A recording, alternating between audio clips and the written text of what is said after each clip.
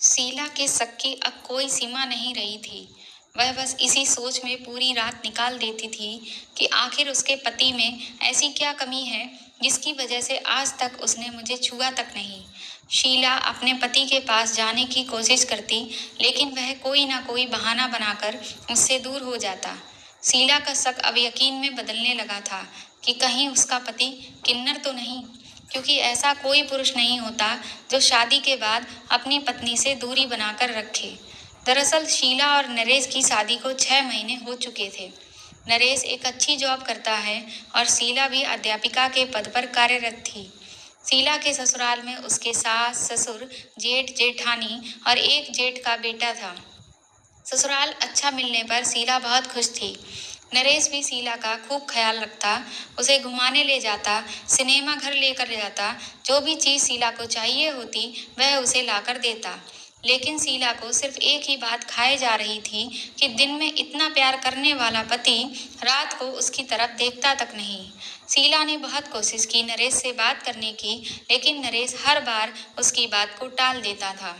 शीला नरेश के लिए सजना संवरना पसंद करती थी ताकि वह नरेश को अपनी तरफ आकर्षित कर सके, लेकिन नरेश पर इस चीज का जरा भी असर नहीं पड़ता। कभी कभी शीला को भी गुस्सा आ जाता, जिसकी वजह से उन दोनों के बीच झगड़ा हो जाता था। आज घर में खुशी का माहौल था।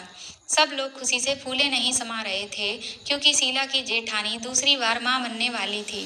सब लोगों के खिलखिलाते चेहरों के बीच शीला का चेहरा मायूस था। शीला अपने जेठ जेठानी के लिए खुश थी, लेकिन अपने लिए दुखी। शीला के दिमाग में एक ही बात दौड़ रही थी कि वो भी कभी मां बनेगी क्या। शादी की पहली रात से लेकर आज तक नरेश ने शीला को हाथ तक नहीं लगाया था। शुरू में तो शीला को लगा कि उसका पति शादी की भागदौड़ और ऑफिस में काम को लेकर हुई दिक्कतों से घिरा हुआ है, इसीलिए वह इन सब के लिए तैयार नहीं है। लेकिन बात तब बढ़ी जब शादी हुए 1 महीना हो चुका था। शीला अपनी ये परेशानी आखिर किसे बताए। उसके मन में अब तरह तरह के शक पैदा होने लगे। अब तो वह ये सब सोचने को मजबूर हो गई कि कहीं नरेश किन्नर तो नहीं है। कभी सोचती कि कहीं कोई दूसरी लड़की के साथ चक्कर तो नहीं है। खैर, शीला ने कुछ दिन अपने मायके जाने का विचार किया।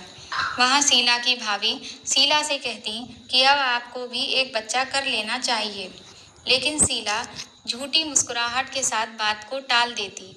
कुछ दिन बाद शीला अपनी माँ के साथ कुछ सामान लाने बाजार गई। तभी उसका सामना रवि नाम के लड़के से हो जाता है, जो कॉलेज टाइम में शीला को पसंद किया करता था। रोज शीला को तंग करना, जबरदस्ती हाँ करवाने के लिए, लेकिन शीला सिर्फ अपनी पढ़ाई पर ध्यान देती। कई बार रवि ने शीला की शादी में भी रुकावट डालने की कोशिश की, लेकिन उसकी दाल नहीं गली। आज फिर रवि शीला को तंग करने की कोशिश करने लगा, उसे गंदी नजर से देखने लगा। शीला वहां से घर आ गई और थोड़े दिन बाद अपने ससुराल चली आई। अब शीला ने ठान लिया था कि वह पता लगाकर रहेगी कि नरेश की उससे दूरी बनाकर रखने की आखिर वजह क्या है। वह नरेश पर नजर रखने लगी। चोरी छुपके उसके मोबाइल को भी चेक किया, लेकिन उसे कुछ नहीं मिला। जब एक दिन नरेश ना आ रहा था तो उसके मोबाइल पर एक कॉल आता है। शीला जब उठाती है तो उसके बोलने से पहले ही सामने से आवाज आती है कि आज नुक्कड़ वाली चाय की शॉप के पास मिलना, और हाँ, शीला को इस बात का जरा भी पता नहीं लगना चाहिए कि तुम मुझसे मिलते हो। शीला कुछ बोलती उससे पहले ही कॉल कट गया। शीला को बहुत अजीब लगा कि ऐसा कौन हो सकता है जो मुझे बिना बताए नरेश को मिलने बुला रहा है। शीला का शक अब चरम सीमा पर था। जैसे ही नरेश ऑफिस के लिए निकलने लगता है, उसके पास फिर वही कॉल आता है, जो हड़बड़ाहट में उठाता है कि कहीं शीला देख ना ले, और घबराहट में बात करते हुए निकल जाता है। जैसे ही 2 बजने वाले थे, शीला नुक्कड़ वाली चाय की शॉप के आसपास छुप गई। कुछ देर बाद जब उसने नरेश को उस फोन कॉल वाले आदमी के पास देखा, तो उसके पैरों तले से जमीन खिसक गई। उसने जैसे तैसे खुद को संभाला और पुलिस को फोन कर दिया। शीला को अब पूरी कहानी समझ आने लगी थी।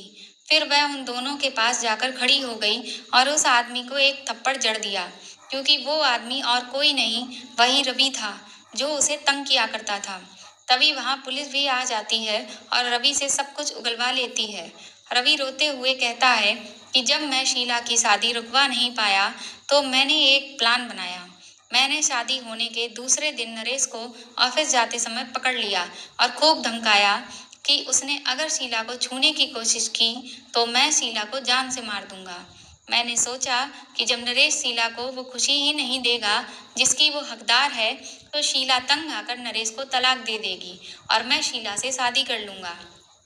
अब शीला की आंखों में आंसू थे कि उसने जरूर अच्छे कर्म किए होंगे, तभी उसे इतना प्यार करने वाला पति मिला जो मेरी जान पर कोई आंच ना आए, इसलिए अपनी सारी खुशियों को कुर्बान कर दिया।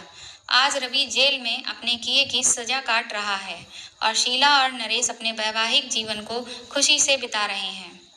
दोस्तों, पति और पत्नी के रिश्ते काफी नाजुक होते हैं और अपने अंदर की चाहे जैसी भी बातें हों, उन्हें आपस में शेयर जरूर करना चाहिए। अगर आपके आपसी संबंध अच्छे होंगे तो उसका कोई भी बाहर वाला फायदा नहीं उठा सकेगा। आपको ये कहानी कैसी लगी, कमेंट बॉक्स में कमेंट करके जरूर बताइएगा और चैनल पर नए हैं तो सब्सक्राइब करिए और लाइक करिए।